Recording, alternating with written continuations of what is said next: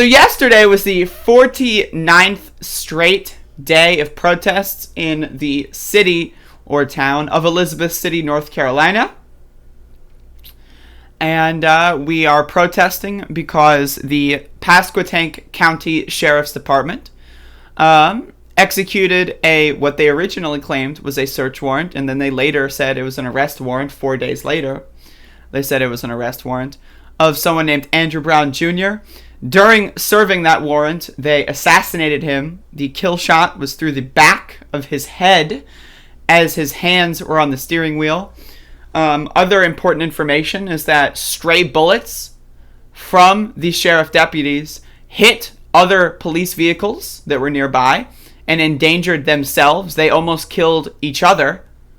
And stray bullets almost killed a neighbor of Andrew's as a bullet went through someone's house, through several walls in their house, and was only stopped by reaching a crock pot in the kitchen that's in the back of the home. So those are the important details. The police here are trying to escape accountability. I want to provide, another example. This is one of those cases that is the most corrupt that I have seen with this level of attention. Now, again, I want to remind everyone of the case of Breonna Taylor. Breonna Taylor's killers were not charged in the murder, but one of the officers present who tried and failed to kill Breonna Taylor and who actually shot into the neighbor's apartment was charged with wanton endangerment. So I want to be using that as a precedent in the red state of Kentucky, right? Now, we are also in the red state of North Carolina, right? And so we have a very similar situation where one of the officers in this situation fired into a neighbor's house and almost killed them. But the district attorney here, Andrew Womble, is not even mentioning that happened. Not even saying it happened and it was no big deal, but he has just been covering up that fact as much as possible. So I wanted to give a little bit of a recap before I begin. This is why we're protesting every day. A couple of people have asked me, why are you protesting every day? Aren't you bored? No, motherfucker. If I were gunned down by a bunch of fucking gangsters, right, I would want people to protest for me. And I would want them to protest for 50 fucking years if they could.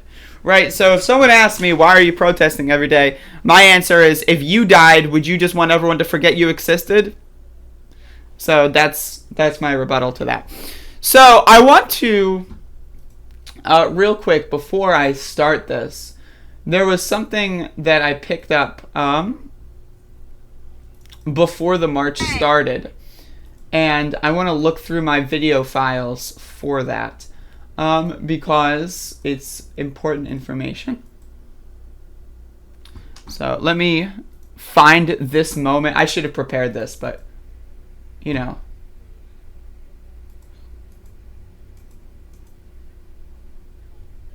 Okay, so yesterday, before the march started, Deputy Chief Jimmy Evans came out and asked us for a meeting, and this will take place today, saying that we should bring all of our questions for the Elizabeth City Police Department. So I want to play this clip here before we begin. Now, I'm sorry if you can't hear it too well, but just bear with me. Tomorrow, March Day 50, it's a very important day in all of this. And we want to work together with you. So tomorrow, probably about 5:30, I think it's a good time. We'll come over here and we can have a short dialogue. Y'all cool with that? Yeah. Okay. So I just want to. This is something that needs to be I don't know. This is, if he doesn't come out today, right? If he just pretends, whoops, don't know what you're talking about. Sorry.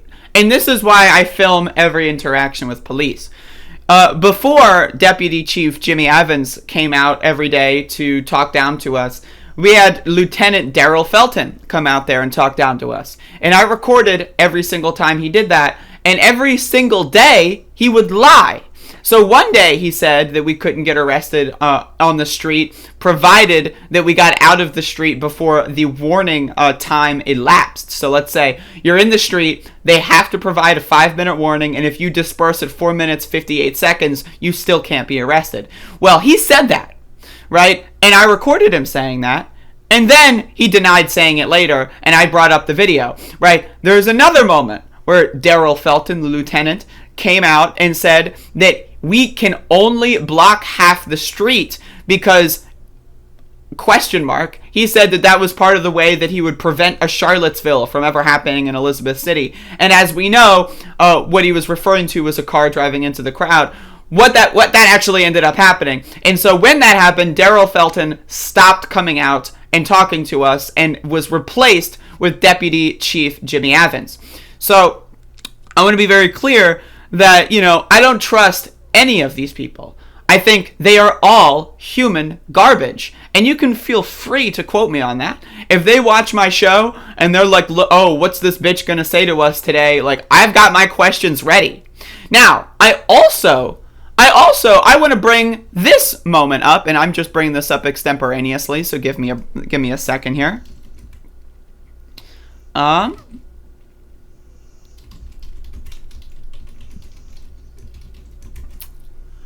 I asked at one point, and I'm trying to find the video, I asked Deputy Chief Jimmy Evans if Officer Parr, the police officer who spoke with the woman who hit us at the protest and then drove out of the way and gave them space, I asked him whether or not they would face any disciplinary action, and he laughed in my face, right? And so I just want to be very clear. I will make that public. I am going to be asking that question again. And so they can choose to laugh at me again if they want, if that is their choice. But I will be asking that question again. And so I'm telling you this right now because I've got a good idea. I've got a good feeling, right? I can't find the video. I'm just gonna, it's there somewhere. I'll link it in the description. I've got a good feeling that cops monitor my program, so I'm just letting you know. I will be asking you that question, and if you can't answer that, or if you laugh in my face again, I'm telling you right now, things are not going to be pretty. So, with that being said, I appreciate the fact that the Elizabeth City Police Department is engaging in a dialogue. I wish that they were to have engaged in this dialogue, 50 days ago. But, alright, you're engaging with a dialogue 50 days late. Okay. So, I'm willing to give them the chance to embarrass themselves. I'm willing to give them a chance to make themselves look stupid. And so, real quick, I want to just place this flag in the ground. I want to place this flag in the ground right here. And again, before we get into the protest actual coverage. But one of the things, and I just want to provide, a lot of people don't know how police operate. So when I asked Deputy Chief Jimmy Evans the first time whether or not Officer Parr will face any disciplinary action, his response to me was, quote, "That is under investigation." That is not an answer. That is not even the hint of an answer. So I want to be very clear, the way that police speak, especially people that are in positions where they can provide answers. And the deputy chief is in a position where he can speak for himself a little bit, right? So, in those specific positions, right, if they say something like, that's under investigation, what that means is nothing. It means you got screwed. They're pretending that you're an idiot and they think you're stupid and they want you to stop asking questions. It's under investigation. What is under investigation? Who is investigating it? What info are you investigating? What kind of info do you have for the investigation? What are the possible outcomes of this investigation? Right? So, but when you ask those follow-up questions, they never have answers. So one of the things that police officers love to do is to answer in the vaguest terms imaginable. I asked a police officer why he was doing what he was doing at one point. This was during the day of the car attack, right? And his response to me was, "We're trying to keep the peace."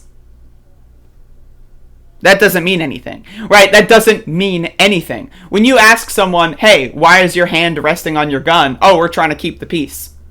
What? What does that mean? That doesn't mean anything, right? So I just want to let you know, this is the way police speak. They speak in vague, just like politicians, because police are politicians in a lot of ways, just a lot dumber, right? They're unsuccessful politicians for the most part.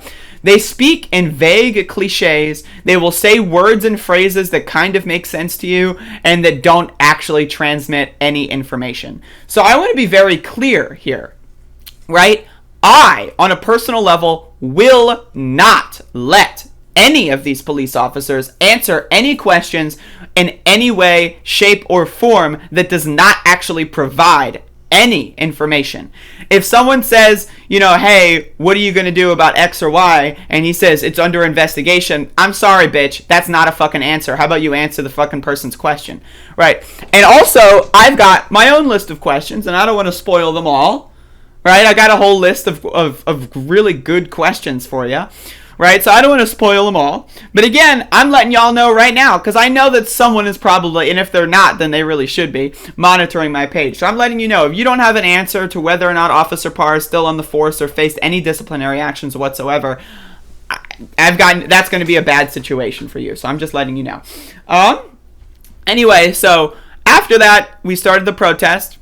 And so we go downtown, which is where we start. We start downtown. And so we go through downtown a little bit, the outskirts of downtown, all the way through to Ehringhaus. I just want to say I didn't post that many clips on Twitter, unfortunately, because my network, I have 5G. But I don't know how to use 5G. It only says 4G on my phone.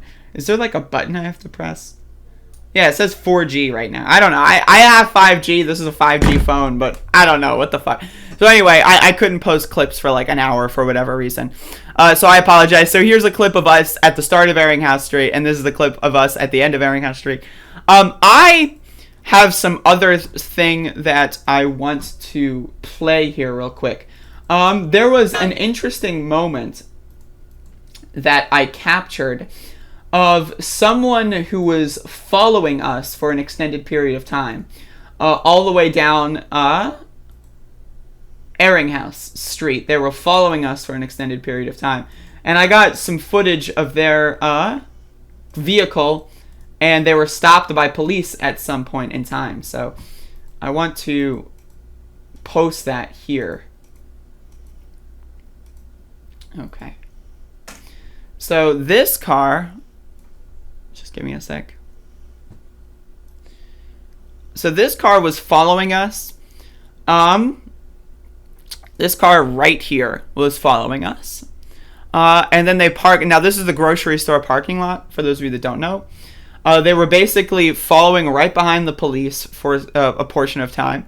They were going in other parking lots, just kind of slowly driving along the protest. Now again, none of us know who this is, right? We don't know who this person is, right? So I get a little bit of a zoom in on their character, right? We don't know who that is. No one knows who that is, right? And so there was a later portion where they were pulled over by police, and I think I got that interaction too. So as you can see, they were attempting to follow us once again. And then this sheriff official comes out and speaks to them. And now I want to say that we did not see them for the rest of the protest, right?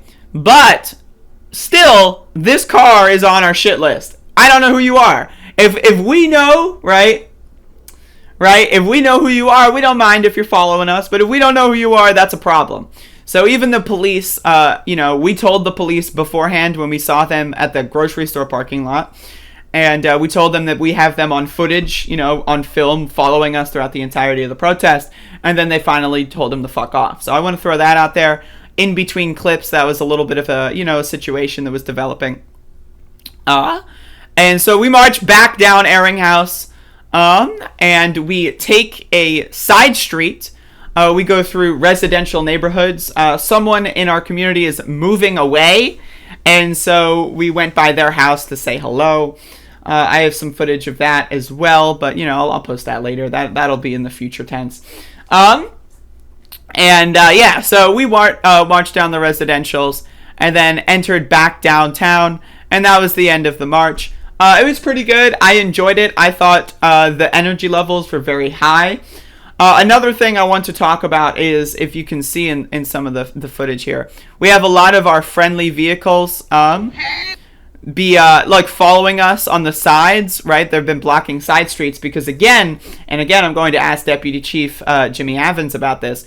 The police are not blocking side streets. They pretend to block a couple of them, but they're not actually doing that. So we have had our own vehicles block almost all of the entrances to parking lots, to side roads, and it's been very effective. We've had a couple people try to get through, not necessarily, it's hard to measure intent, right? But there's a lot of people that will say, they'll speed up and try to, maybe cut through before the crowd gets there because they don't want to wait 10 minutes or 5 minutes or whatever, right? So we've had a lot of instances like that where if it weren't for someone blocking the side street, not a police officer, right, because they're not there, maybe that could have been a bad situation, So we've had that kind of, community self-protection. That's been pretty good, and I've been enjoying that, so... And if we went through the residentials, I love making noises in the residentials because you get people, that aren't necessarily in favor of your movement, potentially upset. And that was good. I would consider yesterday a pretty good showcase. I'm trying to find some more B-roll here. Got some B-ass roll. Yeah, I thought I saw that truck again at another point, but I am now looking at that, and that is not the same truck. But anyway, that was day 49. Today will be day 50, so that's pretty big. And 50 days in a row is no small task. We're going for a motherfucking record here, folks. And I'm just letting you know, what's the difference? If you do 50 days, why not do another 50? Right? You know what I'm saying? I am in better shape now than I was 50 days ago. 50 days ago, my legs were sore after an hour of walking. I was like, oh my God. All right. I had to pick up my leg. Oh my God. Right now, motherfucker, I can run I can run till the cows come home. Right? And then when the cows come home, we're going to fucking, I don't know, hang out and have fun. And have you ever hugged a cow? Because I really want to. Anyway, so I just want to say, the first week is the hard part. Right, and I'm going to do a little bit of a retrospective here tomorrow. But, real quick, the first week was the hard part. There were a couple people that were, on day 4 or 5, are we going to, I don't feel like doing anything. It's been 4 days, 5 days in a row. I don't feel like doing anything. And so we had a couple days in the first week where there were only, 15 of us. Right? And then we had a couple days the second week where there were only, 10 of us. Right? And so, now, and we had a situation where when we had people bust to DC, we had only around 7 or 8 people while it was pouring rain. Right? So we've got a group of people that are willing to hold it down when no one else wants to. And that's the important aspect. Because again, imagine if it were day 5 and people wanted to skip a day or 2 days or whatever. Right, let's say, Andrew was killed on Wednesday. So let's say this was a situation where people only wanted to protest on Wednesday. Okay, I mean, that's still better than nothing, right? But, once people got wind of oh, we've been going for 20 days in a row. Oh, we've been going for 30 days in a row. At that point, you're going for a record. At that point, you're trying to get the most, possible days in consecutively as you can, right? And so it kind of feeds into itself a little bit. So I feel like we've passed that point. I feel like if we were going to skip a day, that would have already happened. We are at the point where this is going to be a regular interaction with the city of Elizabeth City. There's going to be protests every single day, and that's going to be something that people here are going to have to get used to. That's my position on that. But yeah, today will be day 50. We'll see what the police have to say. Again, they do not, I don't know if they know who they're dealing with. I think they do, but I don't think they care. That's my presumption. And we'll see if they try to spin some bullshit. And you bet your sweet bippy I'll be recording that entire interaction. If this motherfucker comes out here and says, I don't want the cameras on because blah, blah. No. Sorry, bitch, motherfucker. The cameras are going to be on. In fact, if you say that, I'm going to zoom in on your fucking nostrils, dude. Right? So, like, I'm just letting you know. But anyway, I'll keep y'all posted with this. And again, this is a very, very, very exciting moment for me personally on a personal level. You know, I had never... If you would have asked me 51 days ago, I would have never dreamed that something like this would have even been, like, remotely possible. I figure, when Andrew was first killed, I figured a high-profile police shooting 5 minutes down the street from me, right? That's crazy, right? It's too bad we live in a small town and we can't make anything out of it. But we did! And so, like, and that's what's incredible, is that, like, you know, we're making sure that people do not forget what happened. Right? You know, there's people that say nothing's going to happen. They're not going to get charged. So why are you even protesting? Okay, that gives us more of a reason to protest, right? Like, I don't understand how boomers can be like, oh, well, the DA said no, so go home? What? What the fuck? Right? I don't know. Like, these people are ridiculous. But again, day 50 will be today, so I'm looking forward to it. We'll see how it goes. And I'll keep y'all posted.